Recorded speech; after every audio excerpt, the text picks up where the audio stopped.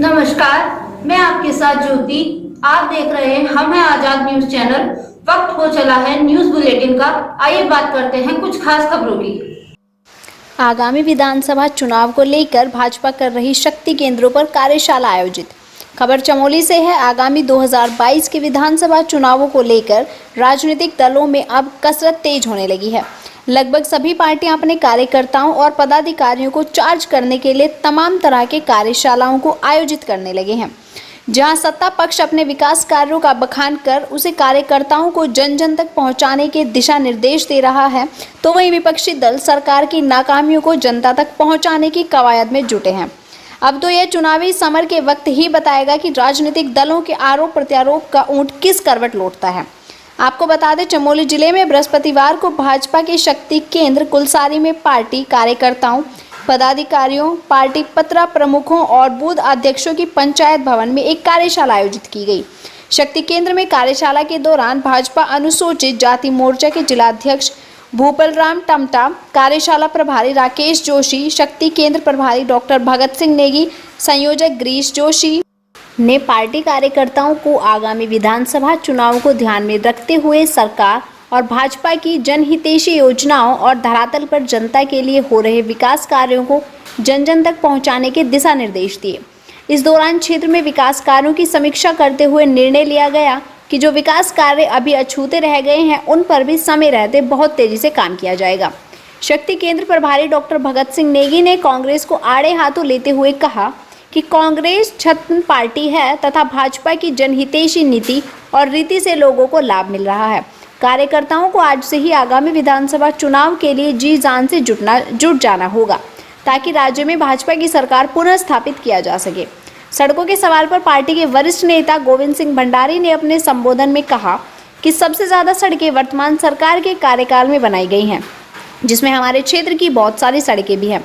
कार्यशाला में क्षेत्र की विधायक भी मौजूद रही। विधायक से पार्टी कार्यकर्ताओं ने दराली, कुलसारी, सुराव, पैनगढ़ मोटर मार्ग पर लोगों की आवाजाही के लिए सुचारू बनाए जाने की बात भी रखी। बताते चले कि पिछले दिनों हुई अतिवृष्टि से पैनगढ़ गांव के लोगों का आवागमन मोटर मार्ग पर जगह जगह भूस्खलन होने के चलते पूर्ण रूप से बाधित होकर रह गया है। वहां के लोगों को आवागमन में भारी मुश्किलों का सामना करना पड़ रहा है। इस अवसर पर भाजपा राष्ट्रीय अध्यक्ष जेपी नड्डा, उत्तराखंड आगमन के कार्यकर्ताओं में खास उत्साह नजर आया। कार्यशाला का संचालन गिरीश चमोला ने किया। चमोली से हमारे संवाददाता सुरेंद्र धनेत्रा की विशेष रिपोर्ट। देखो, भारतीय जनता पार्टी की एक अपनी परिपाटी है। पूरा जो भारतीय जनता पार्टी बूथ स्तर से लेकर राष्ट्रीय स्तर एक परिवार की तरफ कार्य करती है भारतीय जनता पार्टी। और आज हमारा एक शक्ति केंद्र है यहाँ पे कुलसारी, सुनाव, तल्ला और ढालू और पैनगढ़ बूथ का यहाँ पे एक छोटा सा हमारा एक पारिवारिक बैठक हुई हमारी, जिस कार्य समिति की बैठक हुई, पारिवारिक बैठक कहा जाता है इसको। और इसमें हम लोग अपना चिंतन मंथन किया, हमें किस तरीके से अपने बूथ पे हमें अपने लोगों को और पार्टी की रीति रिवाज और नीतियों को कैसे पहुँचाया जाए, इस तरह मंथन किया गया। और 2022 का जो हमें लक्ष्य दिया गया है कि हमें अपनी थराली विधानसभा में प्रचंड तरीके से भारतीय जनता पार्टी की सरकार को बनाना है, राज्य में और विधानसभा थराली में अपना परचम लहराना है। ये तो आज जनता से पूछिए आप इस चीज़ को। जनता आज बता रही है कि भैया हमारे क्षेत्रीय विधायक ने और भाजपा की सरकार ने उत्तराखंड में क्या नहीं किया है। अभी हमारे एक व्यक्ति देहरादून से सुबह 6 बजे निकले हैं और 12 बजे यहाँ पहुँच गए। इससे बड़ी उपलब्धि क्या हो सकती है।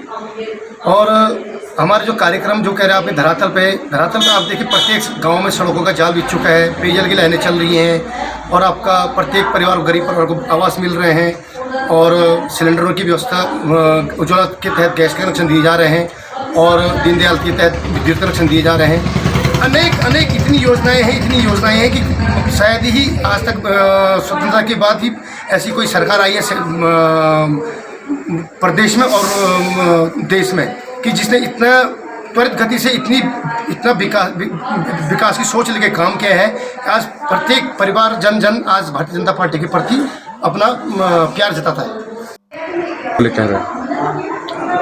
तो हमें प्रदेश स्तर से संगठन की दृष्टि से जो हमें बूथ की संरचना और शक्ति केंद्रों पर जो ये सत्यापन का कि हमारे प्रत्येक बूथ पर हमारी बूथ समिति से लेकर पन्ना प्रमुखों का जो गठन किया जाना है, उसकी पुष्टि की जानी है और उसकी सत्यता, उसका सत्यापन किया जाना है। इस निमित्त ये आज शक्ति केंद्र कुलसारी की बैठक रखी गई है।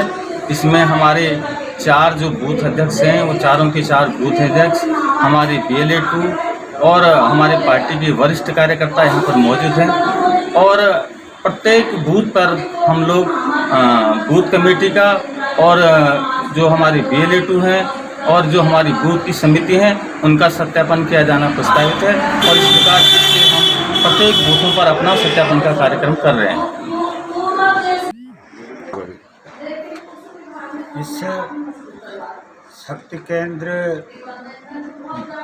बूथ सत्यापन बैठकों में हमने जो है कि प्रत्येक बूथ समिति का सत्यापन, पन्ना प्रमुख और जो भी हमारे BLA सबका जो है कि सत्यापन करके जो सरकार की उपलब्धियां हैं उसको प्रत्येक बूथ पर जा कर के जनता को अवगत कराना है और इसी परिप्रेक्ष्य में शक्ति केंद्र बैठकों का आयोजन किया गया है। सबसे पहले तो धन्यवाद धनेतर जी आपका। कहते हैं कि मीडिया लोकतंत्र का चौथा स्तंभ है, तो मैं सबसे पहले ये कहना चाहता हूँ कि आज तक भारतीय जनता पार्टी ने जितना काम किया है 70 सालों में कभी ये काम नहीं हुआ है।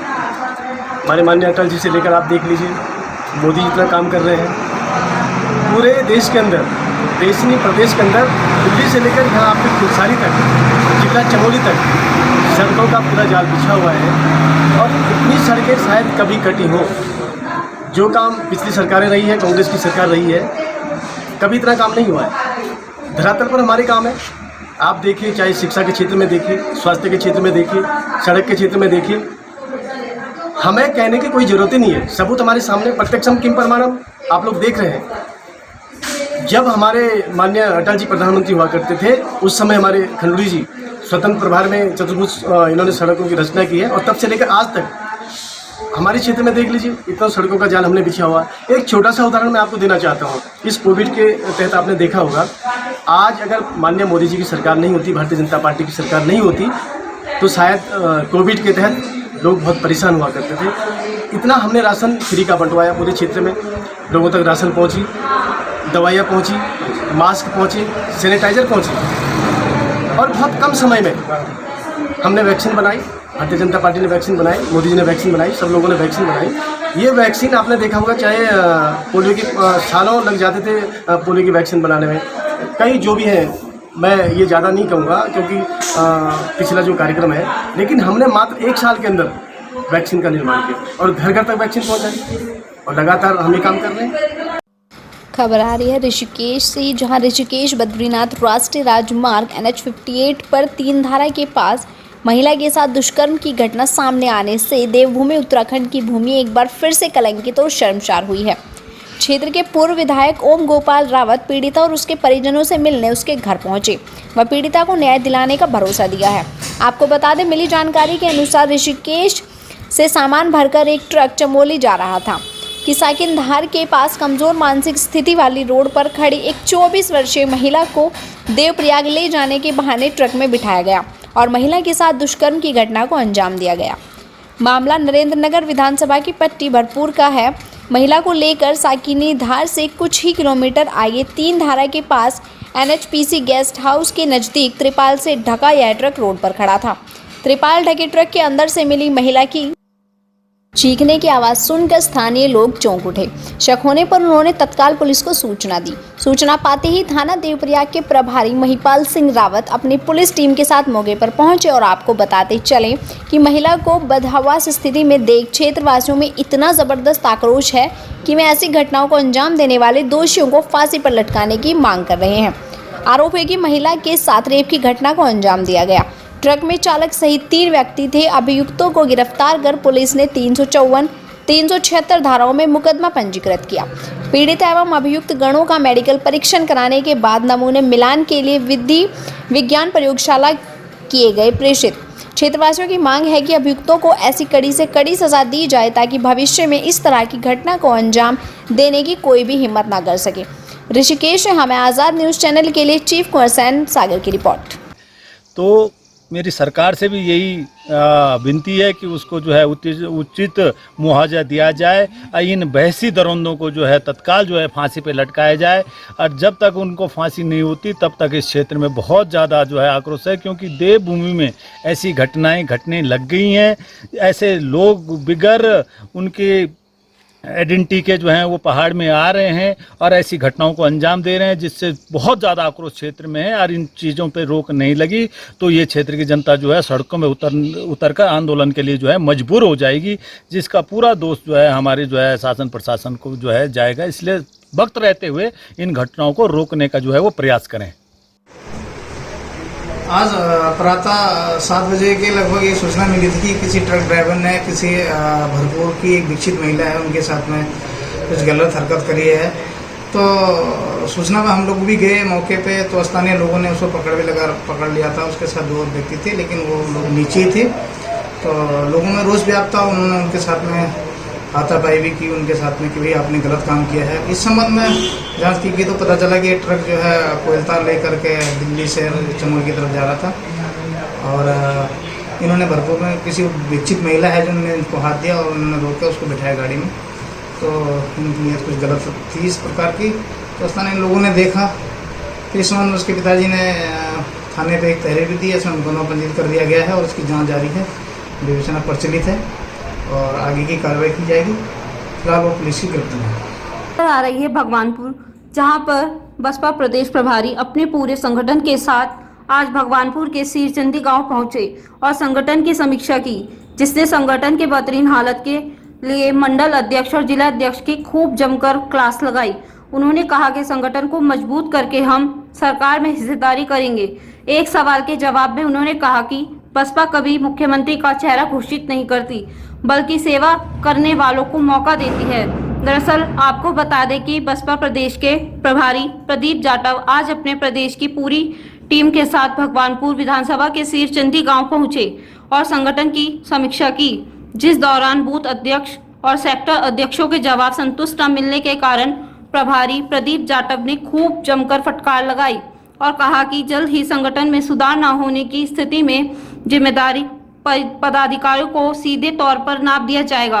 हालांकि अपने भाषण के दौरान उन्होंने कहा भाजपा पर जमकर निशाना साधा और कहा कि सांप्रदायिकता के नाम पर भड़काने वालों को सत्ता से उखाड़कर फेंक दिया जाएगा। इतना ही नहीं, उन्होंने कहा कि बहन जी की सरकार सुशासन की मिसाल है। पत्रकारों के संगठन संबंधी सवाल पर उन्होंने गोलमोल जवाब देते हुए कहा कि संगठन मजबूत है, हम चुनाव के बेहतरीन प्रदर्शन करने पर जा रहे हैं। भगवानपुर से हमारे संवाददाता मनोज शर्मा की रिपोर्ट। संगठन के जो पदाधिकारी हैं ये रात दिन लगे रहते हैं, काम करते हैं। समीक्षा हम लोग करने बाद में आते हैं कि संगठन बन जाता है, और ये संगठन तो बन चुका है। इतना मजबूत संगठन है, इससे भाजपा जैसी पार्टियों ने सीखा है। आप हमारे बहुजन समाज पार्टी के संगठन की ताकत जान पाते हैं। वो अलग बात है, आज आप समय के अभाव में क्या पूछ रहे हैं मुझे नहीं। अच्छा तो भाई आम आदमी पार्टी ने अपना चेहरा किया है, ये उनका मुख्यमंत्री का जो चेहरा घोषित किया ये उनका उद्देश्य है। बहुजन समाज पार्टी के नेता आदरणीय बहन कुमारी नायडू पहले कोई चेहरा घोषित नहीं करती है, लेकिन जब हमारी ताकत आती है तो हम उस समय अपने कार्यकर्ता साहब ने ऐसे शुरू नहीं की थी, उसको आगे बढ़ाने के लिए हम 85% लोग उन 15% लोगों को सबक सिखाने के लिए वोट रूपी हथियार को सही समय पर सही इस्तेमाल करने का काम करें। मैं क्योंकि आज बहुत बड़ी बात करने का मौका नहीं, संगठन की समीक्षा करने आए थे, मैं विशेष कर खबरों का सिलसिला लगातार जारी रहेगा। जुड़े रहिए हम हैं आजाद न्यूज चैनल के साथ। मिलते हैं एक छोटे से ब्रेक के बाद।